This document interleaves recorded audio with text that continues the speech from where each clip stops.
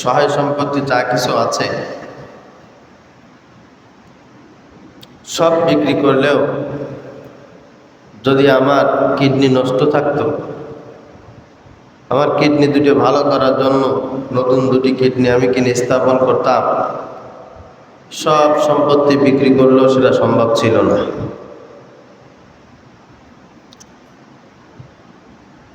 অনেকে আসে আমাদের কাছে, হুজুর আমার একটা ছেলে হয়েছে বোকা, অটিস্টিক, প্রতিবন্ধী, কোটি টাকা খরচ করে ফেলেছি হুজুর, ছেলেটা ভালো হচ্ছে না। একটা ডাক্তারের সন্ধান দেন, একটা কবিরাজের সন্ধান দেন। আমার একজন বন্ধু আছে, অনেক বড় মাপের একজন সরকারি অফিসার, একজন জজ, তার একটা মাত্র ছেলে সন্তান, বেশ বয়স হয়েছে, দাঁড়াইতেও পারে না, কথাও বলতে পারে না, ভালো মন্দ বোঝে না, প্রতিবন্ধী।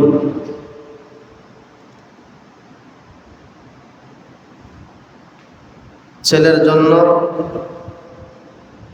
সবকিছু করার মতো অ্যাবিলিটি তার আছে, তারপরেও কাজ হয় না। তো আল্লাহ তাআলা না চাইতেই যে আমাদেরকে এই পরিমাণ নিয়ামত দিয়েছেন, আমি চোখে দেখতে পারি, কথা বলতে পারি, আমি এলেম কালাম শিখেছি, আমি সামাজিক দিক দিয়ে আলহামদুলিল্লাহ বেশ প্রতিষ্ঠিত হয়েছি, আমার ভিতরের হার্ট ভালো আছে, কিডনি ভালো আছে, এর জন্য কোনো শুকর নাই। কি নাই বলেন? কথা বলেন, কি নাই? শুকর নাই। তখন আল্লাহ তাআলা ওই বান্দাগুলোকে থার্ড পারসন হিসেবে আউট অফ সিলেবাস করে রাখেন। যেমন ধরেন একজন পিতার অনেক টাকা পয়সা আছে, তো পিতার কাছে সন্তান চায় না, না চেয়ে পাশের চাচা আছে বা একজন প্রতিবেশী আছে বা অচেনা একজন রাস্তার মানুষ, তার কাছে গিয়ে যদি সেই ছেলে চায় যে আঙ্কেল আমার একটা চকলেট কিনে দিবেন, তখন বাবা কি বলে? আহারে বেকুব, তোর বাবার কি পরিমাণ সম্পদ, তোর বাবার কত কিছু আছে, তোর বাবার কাছে একবার চাইলে তো বাবা তোর এই দোকান শুদ্ধ কিনে দিত। তোর বাবার কাছে না চেয়ে রাস্তার এক ভিখারির কাছে একটা চকলেট চাইছস, যে নিজেই খাইতে পারে না, সে তোরে কি দেবে? বাবা ছেলেকে এরকম তিরস্কার করবে কি করবে না? কথা বলেন, করবে। কারণ তোর তো পরের কাছে যাওয়া লাগে না, তুই আমার কাছে চা, দেখ আমি তোরে কি পরিমাণ দেই। তো বোকা ছেলে, আহম্মক ছেলে, অভদ্র ছেলে, অকৃতজ্ঞ ছেলে বাবার কাছে যায় না, যায় রাস্তার মানুষের কাছে।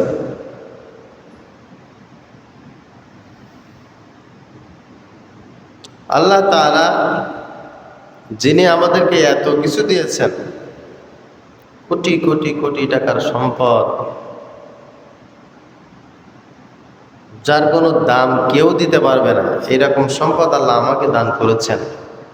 আমার ব্রেন ভালো, আমি কথা বলতে পারি, আমার চোখ ভালো, আমার কান ভালো, আমার হার্ট ভালো, আমি ল্যাংড়া পোড়া না। এই আল্লাহ তাআলা এত নিয়ামত আমাকে দিয়েছেন, আল্লাহর কাছে এর চাইতে বড় নিয়ামত আছে না? কথা বলেন। এত কিছু দেওয়ার পর বান্দা যখন আরেকজনের কাছে হাত পাতে, আরেকজনের কাছে চায়, আল্লাহ তাআলা তখন বান্দাকে অন্যের হাওলা করে দেন।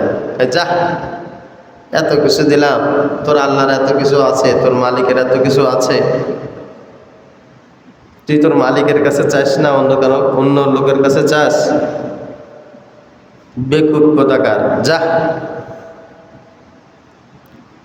ওই লোকটার সব নিয়ামতগুলি, সব সম্পদগুলি অকেজ হয়ে যায়, কোনো কাজেই লাগে না, কোনো কাজেই লাগে না, কোনো কাজে লাগে না। তো বান্দার পার্থিব জগতের সকল সম্পদকে কাজে লাগানোর জন্য আল্লাহ পাক রব্বুল আলামিন বান্দার ভিতরে একটা জিনিস দিয়েছেন। এই জিনিসটার উত্তম ব্যবহার আল্লাহ পাক রব্বুল আলামিন আশা করেন,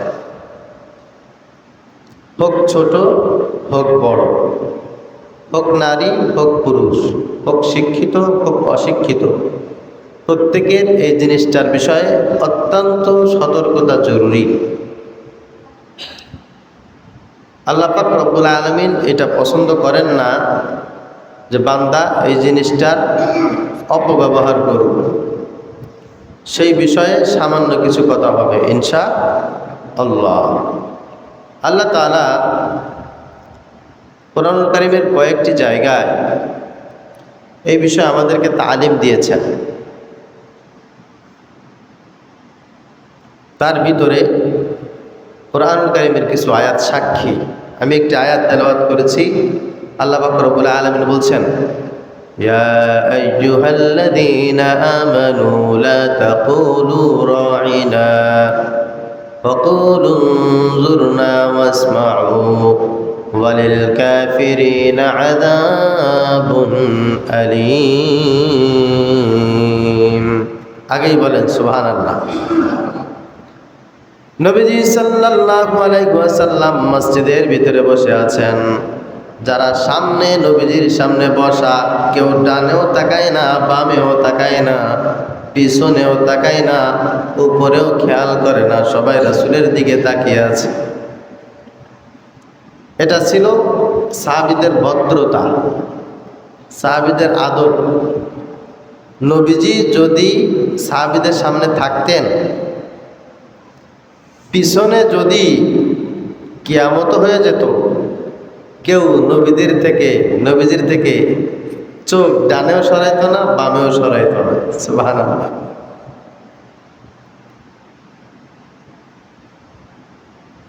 পিছনে কে আসলো কে গেল খেয়াল করতো না, খেয়াল থাকতো না। রোমের সম্রাট নবীজি সাল্লাল্লাহু আলাইহি ওয়াসাল্লামের তিরোধানের পর একটা যুদ্ধের ঘোষণা করল। হযরত আমর ইবনুল আস রাদিয়াল্লাহু তাআলা আনহু সেই যুদ্ধে অংশগ্রহণ করেছিলেন। আমিরের ইতাআত ছিল, কেউ নেতার বাহিরে একটা টু শব্দ করবে না, নেতা যা বলবে তাই শুনতে হবে। মুসলমানদের আমির নামাজের ইমামতি করছেন, পিছন দিয়ে হাজার হাজার সাহাবীরা নামাজ আদায় করছেন।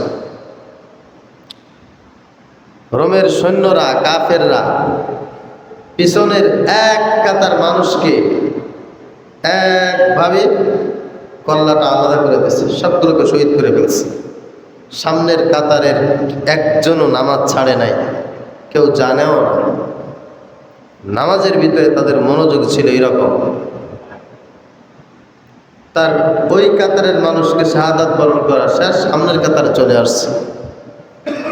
মানুষের কোনো খেয়াল, বিশৃঙ্খলা মসজিদের ভিতরে এক জাররা পরিমাণ ছিল না। এভাবেও যখন মুসলমানদেরকে ছন্ন ছাড়া করা যায় নাই, তখন এক খ্রিস্টান একটা মারাত্মক কাজ করছে। কি কাজ? আগেই পড়েন নাউজুবিল্লাহ। কাজটা করেছে হচ্ছে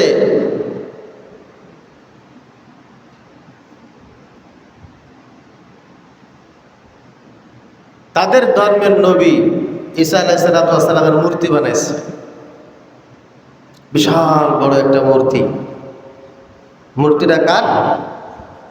ঈসা নবীর। তারা যেভাবে পারে আর কি। বানানোর পর রাতের বেলা ওই খ্রিস্টান ওই মূর্তির নাক ভেঙে ফেলছে। পরের দিন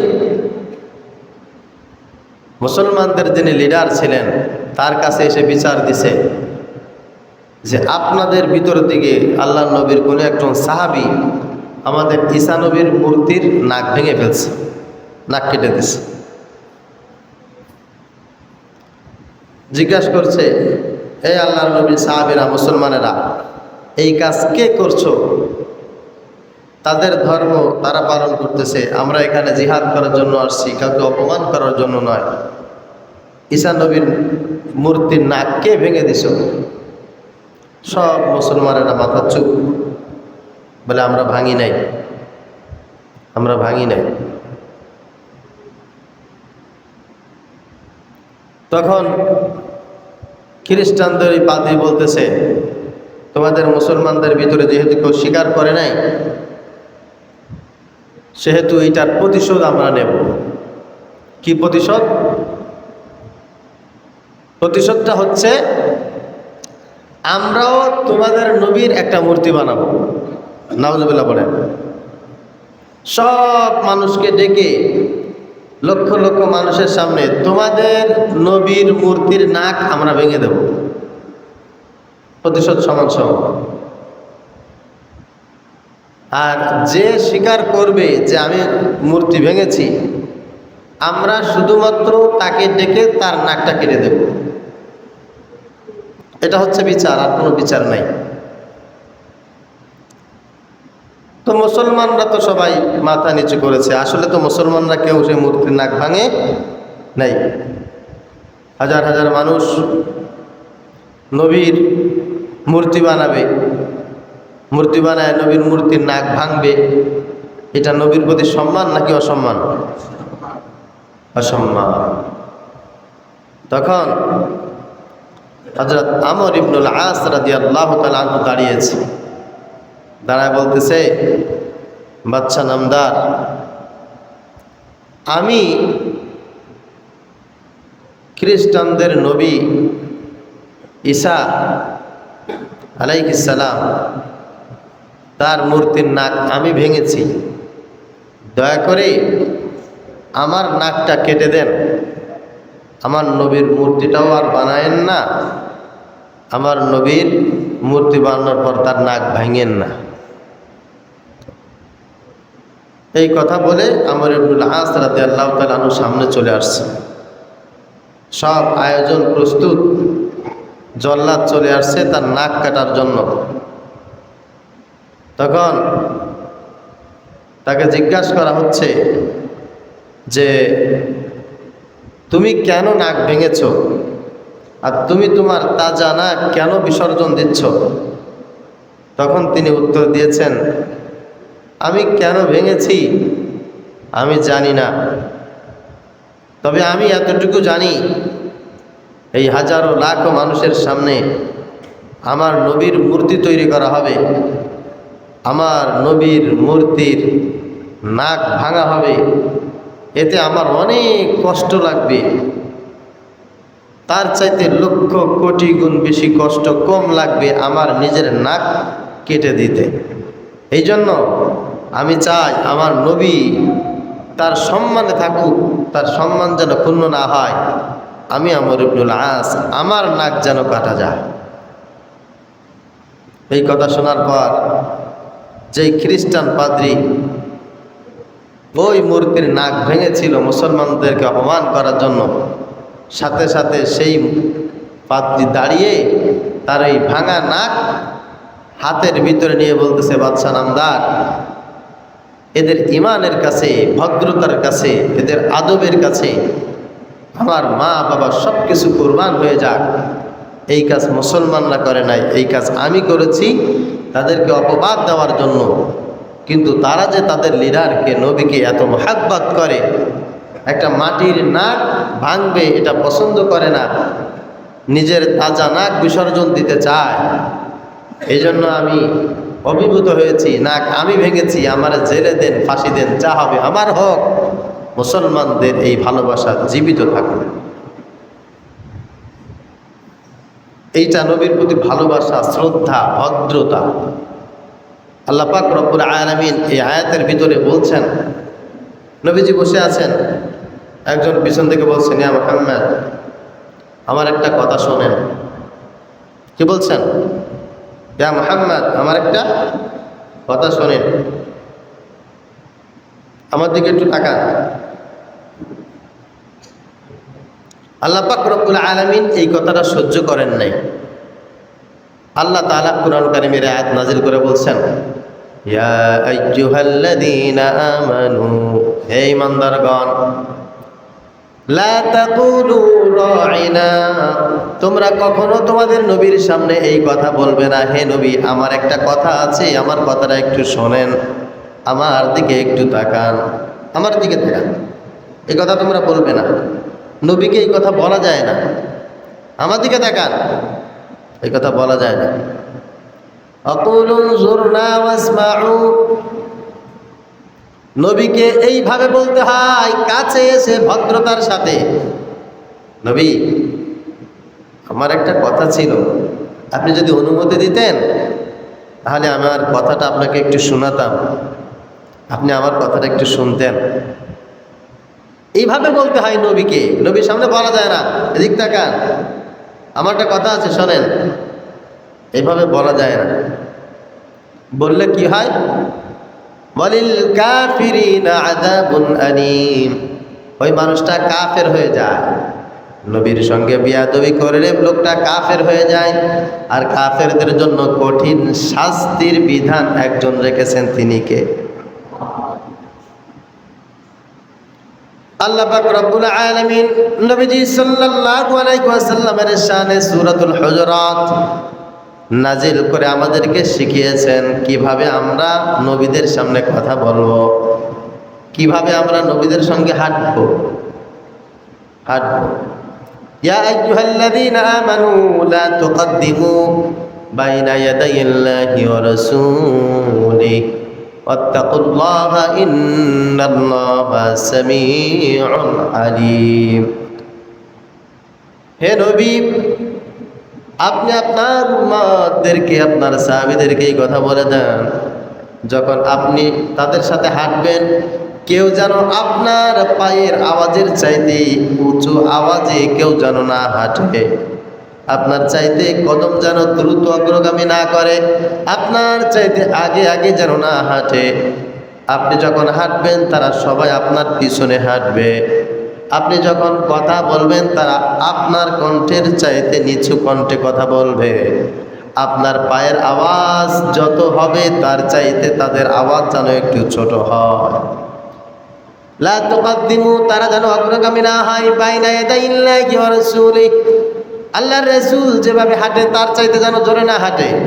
আত্তাকুল্লাহ, আল্লাহকে ভয় করবে যারা, তারা কোনোদিন এই কাজ করবে না, নবীর চাইতে বেশি বুঝবে।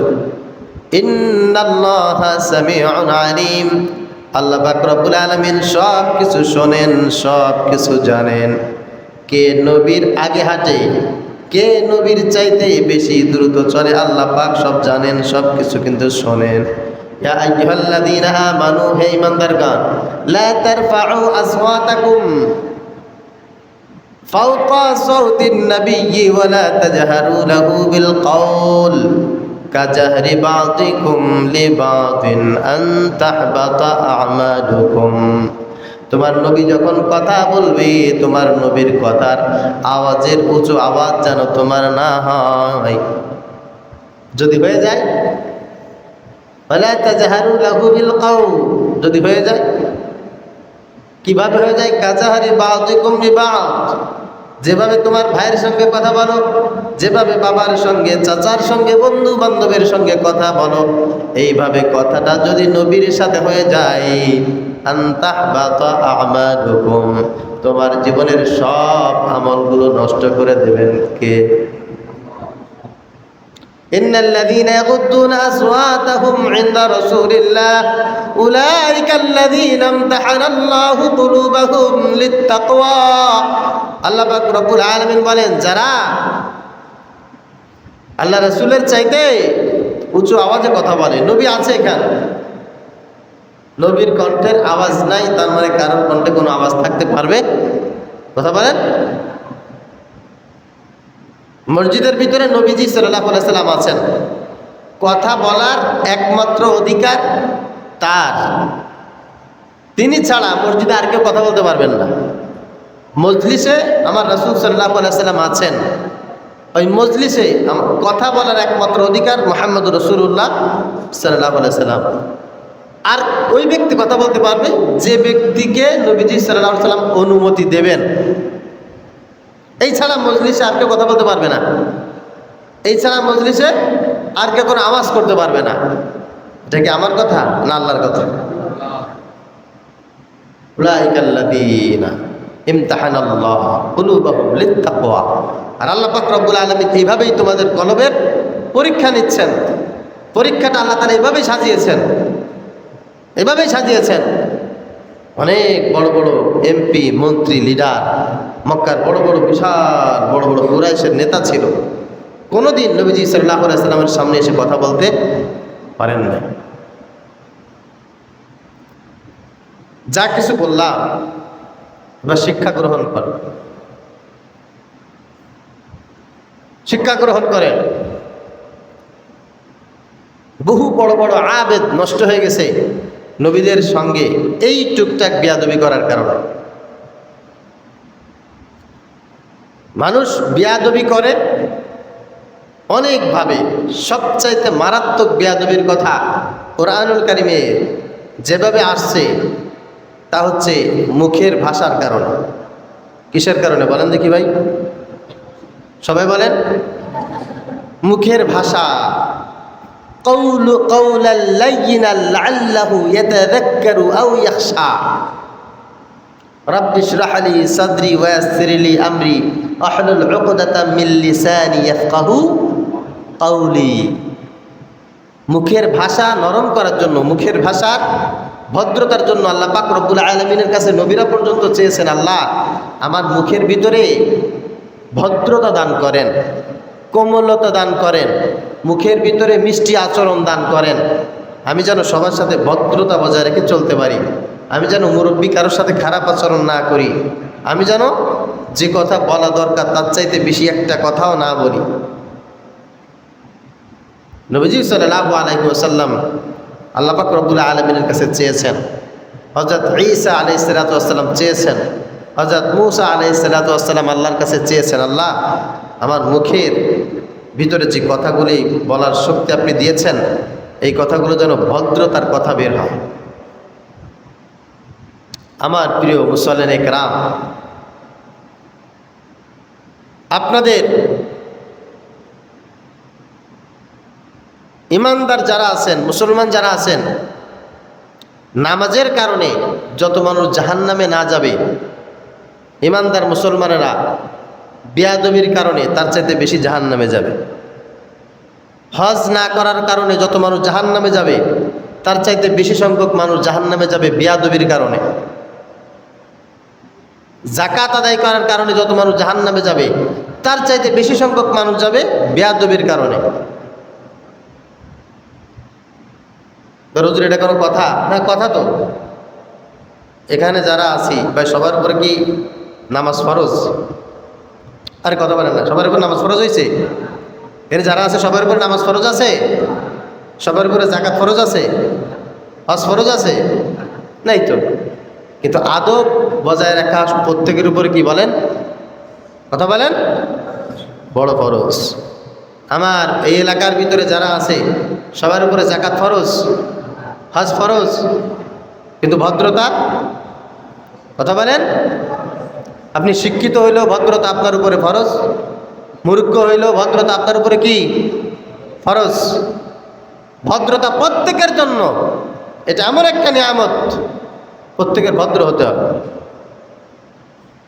প্রত্যেকের ভদ্র হতে হবে। বেয়াদবি করবেন তো আল্লাহ রহমত থেকে আপনার রশি ছিঁড়ে যাবে। একটা তসবির দানা হাজার হাজার দানা হোক, 500 দানা হোক, 1000 দানা হোক, একটা তসবির দানা এক জায়গাতে রশি ছিঁড়ে দেন, কি হবে? মুহূর্তের ভিতরে সব জোরে মাটিতে পড়ে যাবে। একজন বেয়াদব যত বড় আল্লাহওয়ালা হোক না কেন, যত বড় সম্পত্তিশালী হোক না কেন, যখনই বেয়াদবি করে তার আমলের রশি ছিঁড়ে যায়, ইমানের রশি ছিঁড়ে যায়, সঙ্গে সঙ্গে লোকটা ভস্ম হয়ে যায়, সব শেষ হয়ে যায়। আমরা কেন যেন দিন দিন সব বেয়াদব হয়ে যাচ্ছি, সব বেয়াদব হয়ে যাচ্ছে। ছাত্ররা উস্তাদের সাথে বেয়াদবি করে। আগে উস্তাদদেরকে যে সম্মান ছাত্ররা করত, আপনারা বলেন দেখি ছাত্ররা কি সেই সম্মান উস্তাদদেরকে এখন করে? কথা বলেন। একজন অভিভাবক যার ছেলে যার মেয়ে তার উস্তাদের কাছে পড়তো, সেই অভিভাবকরা কি এখন উস্তাদকে সে সম্মান করে? লজ্জা পাচ্ছেন নাকি? করে? একজন মসজিদের ইমামকে যে সম্মান আগের মানুষ করতো এখন তা করে? এটা কিসের লক্ষণ ভাই? বেয়াদবের লক্ষণ। সবাই বলেন কিসের লক্ষণ? বেয়াদবের লক্ষণ। এজন্য বেয়াদবের কোনো পরিচয় নাই, ওর পরিচয় একটাই, ও বেয়াদব। আপনার মসজিদের ইমামকে ভালো লাগে না, আর এক মসজিদে চলে যাবেন, এটা আপনার জন্য সহজ।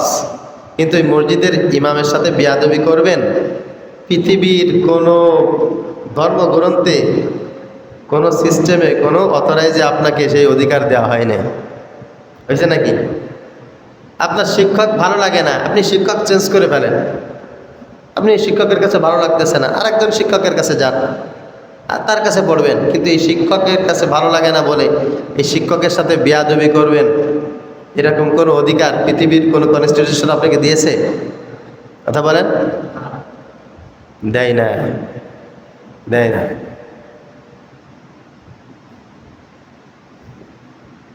আপনি আদব শিখবেন কোথা থেকে? আদব শিখবেন কোথা থেকে? যাদের কাছ থেকে মানুষ আদব শিখবে পৃথিবীতে, একজন হচ্ছে মুহাম্মদুর রাসূলুল্লাহ সাল্লাল্লাহু আলাইহি সাল্লাম। নবীজি সাল্লাল্লাহু আলাইহি সাল্লাম বলেছেন, আল্লামানি রাব্বি ফাআহসানা তা'লিমি। আমাকে আল্লাহ পাক রব্বুল আলামিন আদব শিখিয়েছেন। সুবহানাল্লাহ। নবীজিকে আদব শিখিয়েছেন কে?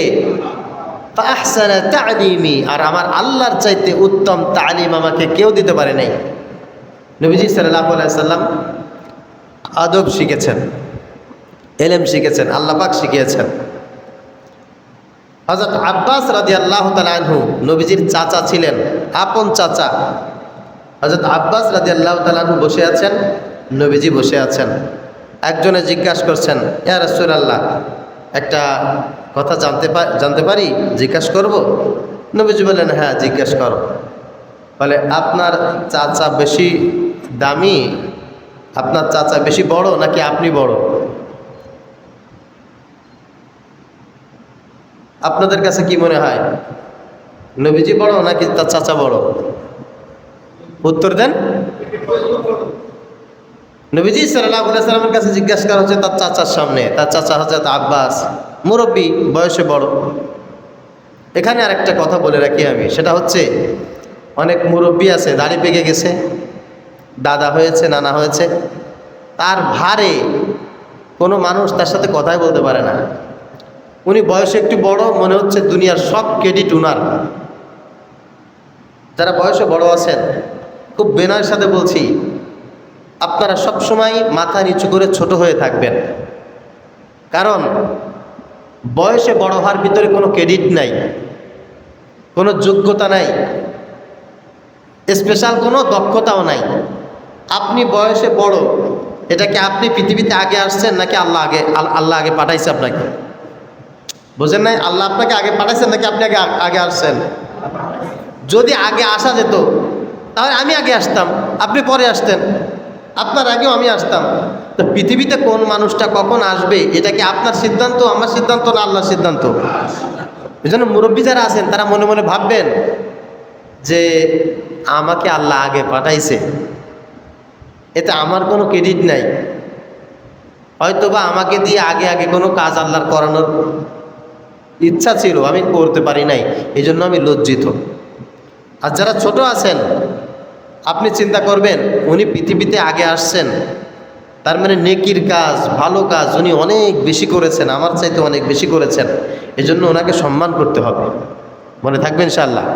তো অনেকে আছে না, বয়সে বড় হওয়ার কারণে এমন ভাবসাব দেখায় কেমন যেন দুনিয়ার সব সে একাই জানে, আর কেউ কিছু জানে না, এরকম আছে না নাই? বড় হওয়ার কৃতিত্ব হচ্ছে কর্মে যে বড় সে, কর্মে যে বড় সে। আপনার বয়স কত? 100 বছর।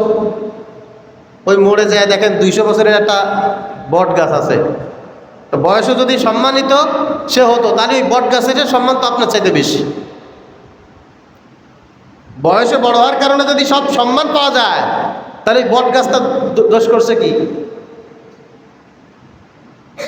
একটা আম গাছের বয়স আছে, আমি সাতক্ষীরায় গেছিলাম, 7 বিঘা নিয়ে একটা বট গাছ, 1000 বছরের উপরে মনে হয় সেই বট গাছের বয়স। তো বয়সে বড় হওয়ার কারণে যদি কাউকে সম্মান করতে হয়, তাহলে তো ওই বট গাছের সম্মান সবচেয়ে বেশি প্রাপ্য, ঠিক কি না?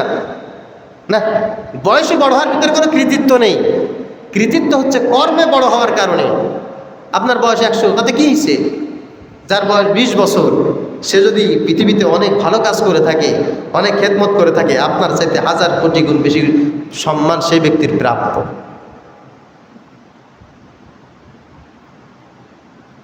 তবে নবীজি সাল্লাল্লাহু আলাইহি ওয়াসাল্লাম বলেছেন, মাল্লাম ইয়ারহাম সাগীরানা ওয়া লাম ইয়াকির কাবীরানা ফালাইসা মিন্না। যে ব্যক্তি বড়কে সম্মান করে না, ছোটকে স্নেহ করে না, সে আমার উম্মত না, উম্মতি না। যারা বড় যারা আছে ওদের নেকি বেশি, ওরা পৃথিবীতে অনেক কিছু দেখছে, এই জন্য ওদেরকে সম্মান করবে, শ্রদ্ধা করবেন। আর যারা মুরব্বী আছেন তারা চিন্তা করবেন, আরে আল্লাহ আমাকে পৃথিবীতে আগে পাঠিয়েছিল, অনেক কিছু করার দায়িত্ব ছিল আমার, আমি তো কিছু করতে পারি নাই। এই এলাকায় আমি এই লোকটার চাইতে 50, 60, 70 বছর আগে পৃথিবীতে আসছি, এই লোকটা দুনিয়ায় যা করছে আমি তো কিছু করতে পারি নাই, অথচ আমি আগে আসছি, দায়িত্ব ছিল আমার আগে করার, ঠিক কিনা বলেন?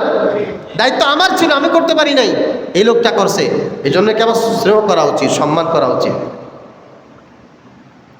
নবীজি সাল্লাল্লাহু আলাইহি ওয়াসাল্লাম উত্তর দিয়েছেন, দেখো তুমি জানতে চেয়েছো যে আমার চাচা বড় না আমি বড়, মূলত বিষয়টা হচ্ছে আমার চাচা আমার চাইতে বয়সে অনেক বড়, কিন্তু আল্লাহ তাআলা আমাকে সম্মানিত করেছেন। সুবহানাল্লাহ বলেন। সম্মানিত আল্লাহ আমাকে করেছেন, কিন্তু চাচা আমার বয়সে অনেক বড়। এটা হচ্ছে আদব। এটা কি বলেন? আদব, আদব, আদব, আদব বজায় রাখতে হবে। আমি যে কথাগুলো বলেছি, আল্লাহ পাক রব্বুল আলামিন আমাদেরকে আদব শিখিয়েছেন। বিশ্বাস করেন বর্তমানে মানুষের ভিতরে এই জিনিসটার এত বেশি ঘাটতি। বাচ্চা আমার কাছে পড়ে, আমি আমার মাকে, আমার আব্বা তো আসলে খুব সহজ সরল মানুষ ছিল, আপনারা জানেন। আমার আব্বা, আমি যত জায়গায় পড়াশোনা করেছি, 2-1 বার গেলে গেছে, না গেলে না গেছে, যায় না, এটাই ঠিক। আমার কোনো উস্তাদের সাথে কথা বললে আমার মা কথা বলতেন, মাদ্রাসায় গেলে আমার মাই যাইতেন। আমাদের উস্তাদদেরকে আমার মা, বাবার চাইতে বেশি সম্মান আমাদের উস্তাদদেরকে আমার মা দিয়েছেন। বাবার চাইতে বেশি সম্মান আমার মায়ের কাছে আমার উস্তাদ পেয়েছেন। আর এখনকার মা বাপ যারা আছে উস্তাদদেরকে কামলার নজরে দেখে। হুজুর আমার ছেলের এই অবস্থা, কি করেছেন, দিয়েছেন, এ করছেন, তা হুকুম দেয়, হুকুম দেয়। অথচ আমাদের বাবা মা জীবনে কোনোদিন আমাদের উস্তাদের সামনে মাথা উঁচু করে কথা বলবে সাহস করে নাই, সাহস করে নাই। এখনকার অভিভাবকগুলো কেন জানি বিয়াদবি করে বেশি। ইল্লা মাশাআল্লাহ, ভালো কিছু আছে না নাই? কথা বলেন। কিছু তো আছে, কিছু তো আছে। আপনারা এখানে যারা বয়স্ক আছেন, আপনাদের শিক্ষকরা আপনাদেরকে মারে নাই, শাসন করে নাই, আব্বা আম্মারে বলতে সাহস করছেন কোনোদিন? আর এখন কি হয় জানেন, একটু ধমক দিছে, এই পড়ানো না কেন, মার কাছে কান্দে কান্দে কয়, মা হুজুর আমারে ধমক দিছে। কি? আমি বেতন দিই না? হুজুর তোর ধমক দিল, দাঁড়া, এই হাট নিয়ে আস। হুজুর আপনি আমার বাচ্চারা ধমক দিলেন কেন? আমি যা বলতেছি কি বেশি বলতেছি নাকি বাস্তব কথা? কি হবে বলেন, কি হবে? এই জন্য আপনাদের কাছে আমার একটা রিকোয়েস্ট, জীবনে কোনোদিন বেয়াদবি করবেন না মুরব্বীদের সাথে, আলেমদের সাথে, উস্তাদদের সাথে। বেয়াদবি করবেন তো তাকদির নষ্ট হয়ে যাবে। আমাদের এই মাদ্রাসা থেকে অনেক ছাত্র হাফেজ হয়েছে, বিভিন্ন জায়গায় পড়াশোনা করতেছে। আমাদের এখানে পড়াশোনা করে কিছুদিন পড়াশোনা করে চলে গেছে হাজারের উপরে শিক্ষার্থী। কোনো একটা ছাত্রর বেয়াদবির কারণে আমার নজরে পড়ে না সেই ছাত্রটা কষ্টে আছে। যত ছাত্র জীবনে কষ্টে আছে সব তার বাপ মার বেয়াদবির ফসল। বহু ছাত্র এখানে আছে ভালো হাফেজ, আমি তাকে 6 বছর 7 বছর নিজে বেতন ছাড়া পড়াইছি, ফ্রি খাওয়াইছি। ছাত্রটা খুব ভালো ছিল, তার বাবা ছিল টপ ক্লাসের বেয়াদব, তার চাচা আমাদের সাথে বেয়াদবি করেছে, তার আত্মীয় স্বজন এখানে এসে হুজুরদের সাথে কামলার মতো ব্যবহার করেছে। সেই ছাত্র এখন সিগারেট খায়, ভ্যান চালায়। আপনাদের পরিচিত, খোঁজ করে দেখবেন। বাগান থেকে ধরে আনছিলাম, গুল খাইতো, গাছে গাছে থাকতো, এখানে আইনা হাফেজি পড়াইছি। তার বাপ এমন বেয়াদবি করছে উস্তাদের সাথে, তার মা এমন খারাপ আচরণ করছে, সেই ছেলেটা এখন ওয়ার্কশপে কাজ করে, দিন মজুর, রাজের জোগাড় দেয়। ছাত্রদের বেয়াদবি মনে থাকে না, ছাত্ররা ওইখানটা সবসময় দুষ্টমি করে, ঠিক কিনা? পোলাপানের কাজ কি বলেন? দুষ্টমি করা। দুষ্টমি করবে, ওস্তাদ শাসন করবে, ঠিক হয়ে যাবে। কিন্তু যখন মুরব্বীরা যখন বেয়াদবি করে, এটা স্মৃতিপটে থেকে যায়, নষ্ট হয় না, নষ্ট হয় না, এটা থেকে যায়। আর ওটা তাসির এমনভাবে চলে যায়, কপাল পুড়ে যায়। নির্ঘাত এই ছাত্রটার কপাল পোড়ার কারণ হচ্ছে তার পিতা, তার মাতা।